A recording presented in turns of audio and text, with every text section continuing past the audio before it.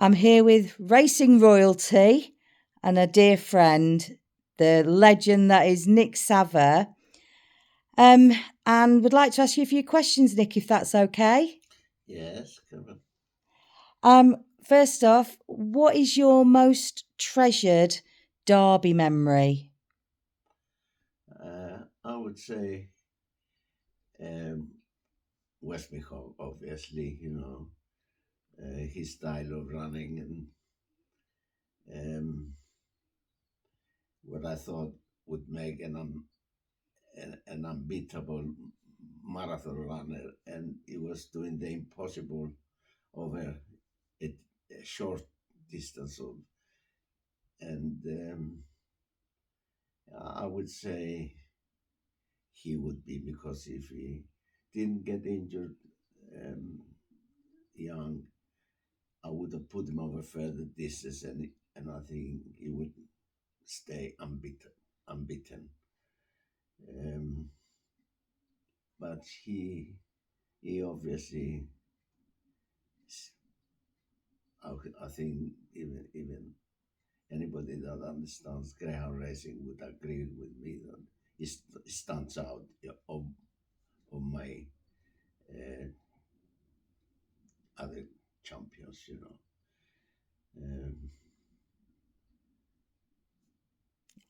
He was a superstar.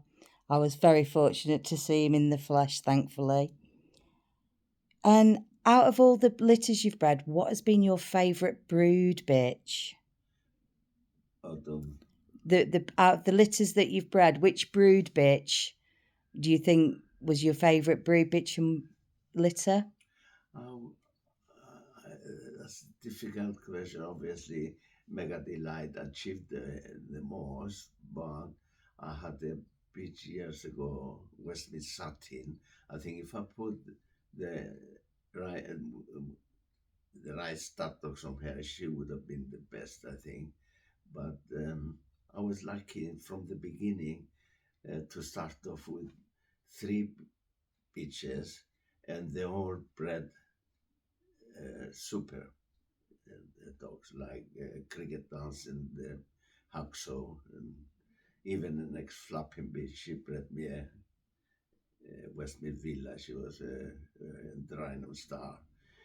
Um, I was lucky enough to start off with um, the three brilliant brood bitches, and it became much easier for me. And I wasn't ashamed to ask experts in Ireland, what's that dog to use, or um, just questions, that I wasn't sure of. So yeah, it's been a journey that you never leaves you.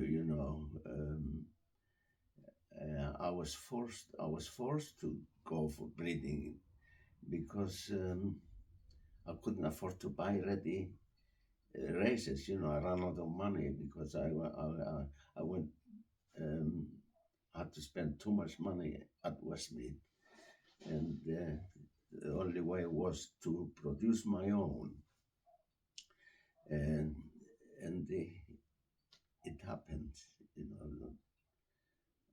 I survived. And the rest is history, as they say. Yeah. You have some amazing memories. Yeah. Out of all the tracks you visited, past and present, which has been your favourite track? Well, they were all favorite, provided I felt they were safe. Obviously, the distance, but I picked this place because within an hour I had several tracks, including Wembley, Haringey, Walthamstow, and then the surrounding tracks around. So um, I don't,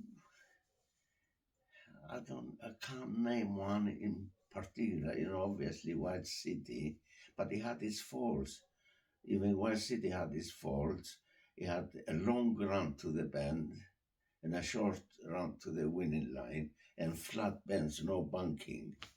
So it was obviously the Derby course and so forth, but it did have those two folds, two flat on the bends, no camper, and short, shorter onto the winning line. I like them all. Well, safety was number one for me. You know, if I felt they were safe enough, I I don't think I had a favorite one. You know. Yeah, no problem. If you had to choose a song that meant something to you, what song would you choose?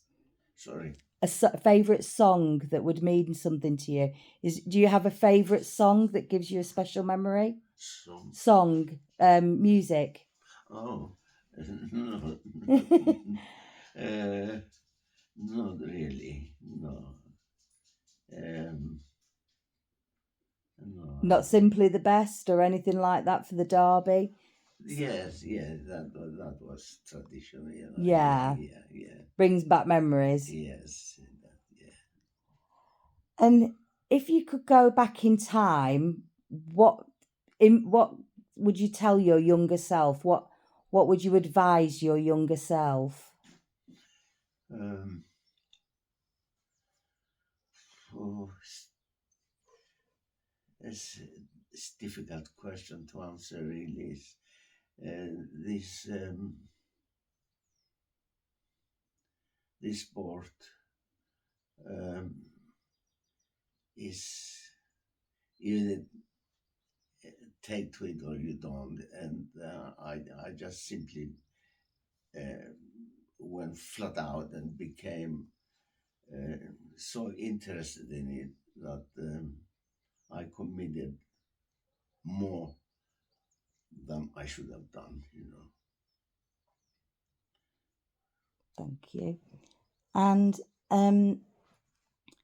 if you had to give advice to a greyhound trainer today, what advice would you give? What would be your biggest advice that you could give to any new trainer? Don't do it.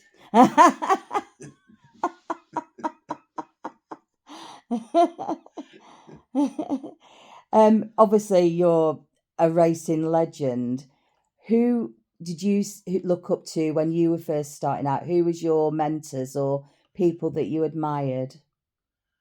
Well, all of them really. Um,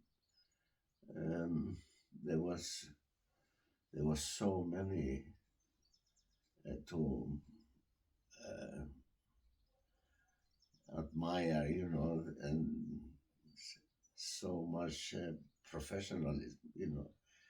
It's difficult to name one in particular, you know, but obviously um, they were all um, they were all sort of committed and doing their best, and um,